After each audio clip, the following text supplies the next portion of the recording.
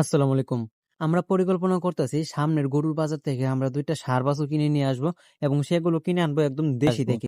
তো তাই আমরা কি করছিলাম আমাদের গরু ঘরের যে বাহিরে যে বাছুর রাখার জায়গাটা, সেই জায়গাটা ভালো করে টিন টান দিয়ে বেড়া দিয়ে উপরে চাল দিয়ে ভালো করে ঠিক করতেছিলাম যাতে বাছুরগুলা এই জায়গায় অনেক সুন্দর করে রাখা যায় এবং যে বাহিরের যে আবহাওয়ার যে বাতাসটা মূলত দেশি গরু আনার কারণ হচ্ছে এই গরুগুলা যেহেতু বাহিরে রাখবো তাই দেশি গরুতে যদি মশা তেমন কামড়ায় বা আবহাওয়া এই দেশি গরুর কোনো ক্ষতি করতে পারে না। কিন্তু যদি সেগুলো শাহিওয়াল হয় বা ফ্রিজিয়ান হয় বা যে কোনো উন্নত জাতের গরু হয় তাহলে মশার কামড়ে গরুগুলা অত সহজে ভাইরাসে আক্রান্ত হয়ে যাবে। তাই আমরা দেশি গরু দেখে আনবো। একটা আমাদের কুরবানিতে বিক্রি করে দেবো, সামনে কুরবানিতে না তবে রুজাতে বিক্রি করব। আর একটা আমরা নিজেরা কুরবানি দেওয়ার জন্য রেখে দিব।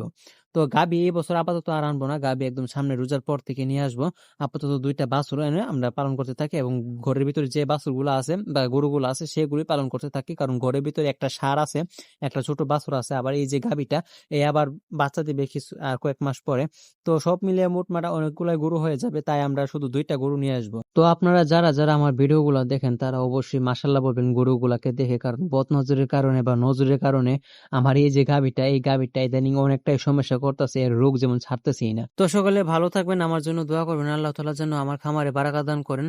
তো সবাই ভালো থাকবেন, আল্লাহ হাফেজ, আসসালামু আলাইকুম।